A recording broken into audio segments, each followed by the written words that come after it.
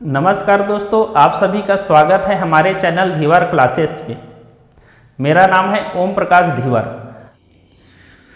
त्रैमासिक आकलन सत्र 2022-23, कक्षा 7वीं, विषय हिंदी। पहला प्रश्न देखते हैं। वस्तुनिष्ठ प्रश्न, सही विकल्प चुनकर लिखिए। प्रश्न 1, आकाश का विलोम शब्द लिखिए।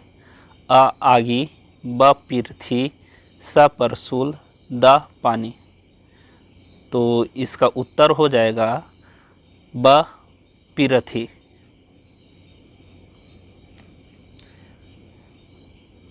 प्रश्न 2, मृदुल का अर्थ है अ सुंदर, ब चमकीला, स अनुराग, द मधुर। तो इसका हम लोग का उत्तर होगा द मधुर। प्रश्न 3 देखते हैं। दिए गए शब्दों में से जो अलग है उसे चुनकर लिखिए। अ गगन, ब हवा, स वायु, द पवन। तो इसका आंसर हो जाएगा अ गगन।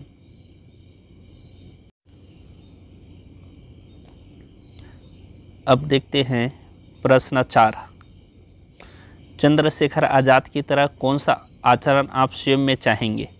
अ देशभक्ति, ब सहयोग की भावना, सहयोग्य व समझदार, द इनमें से सभी।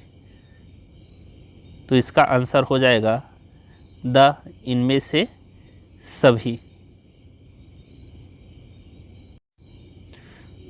प्रश्न 5, शक्ति सिंह के चरित्र की कौन सी बातें हमें अपनानी चाहिए।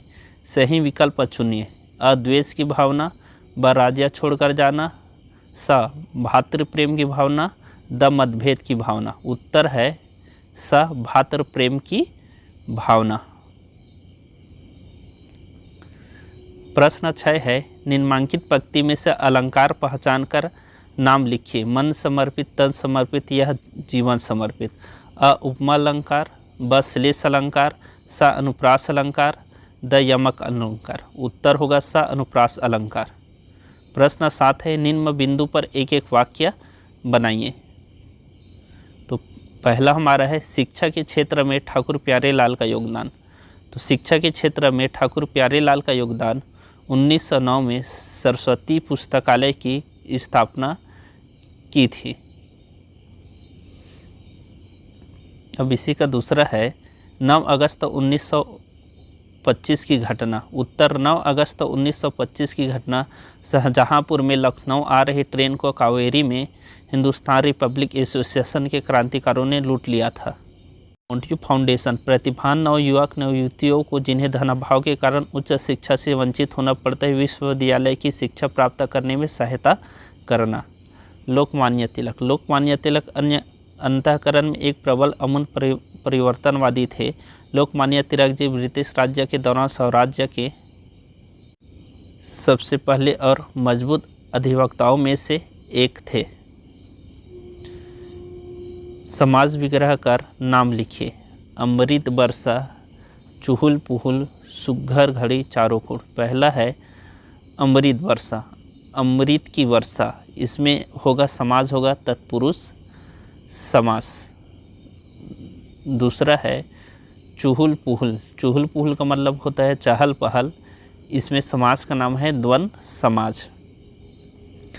तीसरा है सुघर घड़ी, इसका मतलब होता है अच्छा समय, तत्पुरुष समाज। चारों खुट, चारों खुट मतलब चारों तरफ से, इसमें है समाज द्विगु समास। प्रश्न 9, चौमासा के महीना में तुहर घर के आसपास का बदलाव होते लिखिए। दोस्तों आप लोग इसका उत्तर देखो दिया गया है। आप लोग वीडियो को थोड़ा सा पॉज करके इसको लिख लेना। और आप लोग को वीडियो अच्छा लग रहा होगा तो इस वीडियो को लाइक कीजिए और चैनल को सब्सक्राइब कीजिए।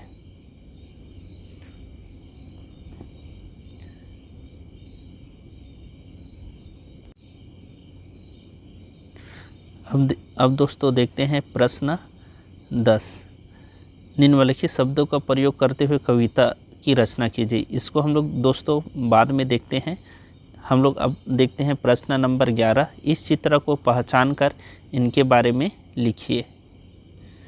तो हमें पता है इस चित्र में हमें दिखाई दे रहा है माननीय APJ अब्दुल कलाम, और इसके बारे में दोस्तों यहाँ लिखा गया है। आप लोग इसको ध्यानपूर्वक पढ़ना है और इसके बाद आप लोग को इस आंसर को आप लोग को लिख लेना है।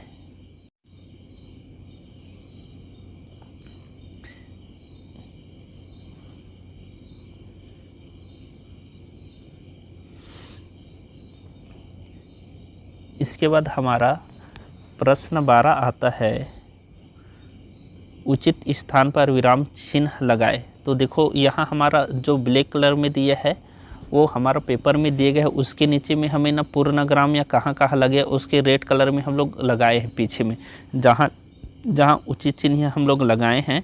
आप लोग भी इसको ध्यान से देखना है और पढ़ना है, और कहाँ पूर्णग्राम लगाए हैं और कहाँ अल्पग्राम लगाए हैं, इसको आप लोग को अच्छे से बारीकी से लगाना है। इसके बाद आता है प्रश्न नंबर 13।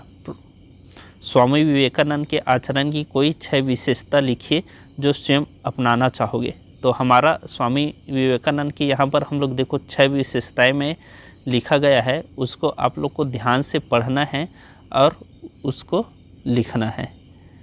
यहाँ आप लोग को पूरा स्वामी विवेकानंद का 6 विशेषताएं मिल जाएगा। देखो पहला हो गया ये, दूसरा हो गया,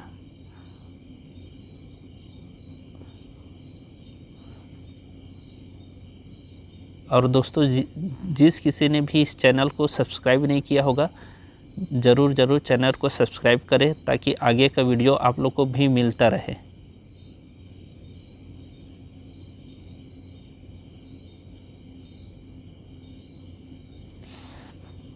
देखो ये चौथा विशेषता हो गया। ये देखो स्वामी विवेकानंद का 5वां विशेषता है जो हम लोग अपनाना चाहते हैं। इसके बाद आएगा स्वामी विवेकानंद का 6वां विशेषता है। हमें क्वेश्चन में 6 ही विशेषता लिखने के लिए कहे, उसका तो अनगिनत विशेषताएं हैं। अब हम लोग अगला क्वेश्चन देखते हैं। 14 नंबर, निम्नलिखित गद्यांश की व्याख्या कीजिए। अपमान का बदला लूँगा, प्रताप के गर्व को मिट्टी में मिला दूंगा, आज मैं विजय हूँगा। इसका दोस्तों यहाँ उत्तर लिखा गया है, आप लोग अपनों शब्दों में और कुछ इसमें ऐड कर सकते हो। अब प्रश्न 15 हम लोग देखते हैं। खिलाड़ी भावना का क्या अर्थ है? खेल के माध्यम से किन नैतिक मूल्यों का विकास होता है? तो इसके बारे में दोस्तों हम लोग बहुत अच्छे से खेल भावना के बारे में लिखा गया है, इसको आप लोग भी ध्यान से पढ़ना है और उसके बाद इसको भी अच्छे से लिख लेना है। अब आता है प्रश्न 16। निम्नलिखित पंक्ति की व्याख्या कर निष्कर्ष लिखा लिए। भांज दो तलवार को, लाओ न देरी से लेके तुझे कुछ और भी दूं।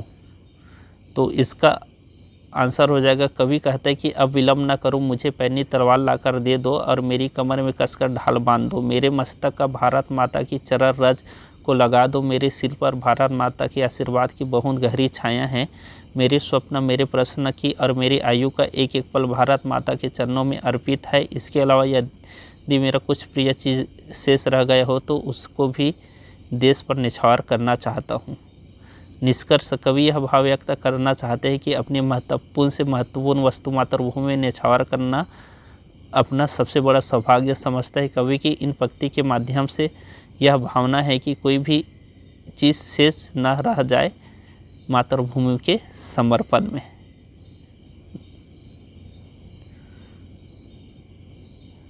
दोस्तों इसके बाद हम लोग प्रश्न नंबर 7वां देखते हैं। आज़ादी के अमृत महोत्सव पर निबंध लिखे। तो देखो आज़ादी के अमृत महोत्सव पर अभी हमारा 15 अगस्त 2022 को था, उस 75 वर्षगांठ के रूप में मनाया गया है।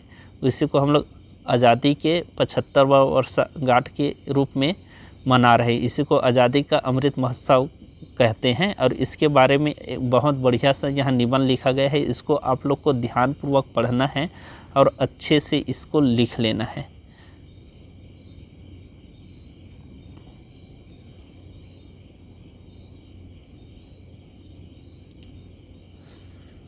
आप लोग को तो याद ही होगा, अभी आज़ादी के महोत्सव पे हम लोग हर एक घर पे तिरंगा झंडा लहराए थे और हर घर पे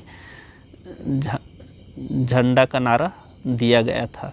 तो उसी के संबंध में आप लोग इसको पढ़ लो, आप लोग को आइडिया मिल जाएगा कि हम लोग को कैसा लिखना है। अपने शब्दों में भी इसको लिख सकते हो। वीडियो देखने के लिए आप लोग का बहुत बहुत धन्यवाद।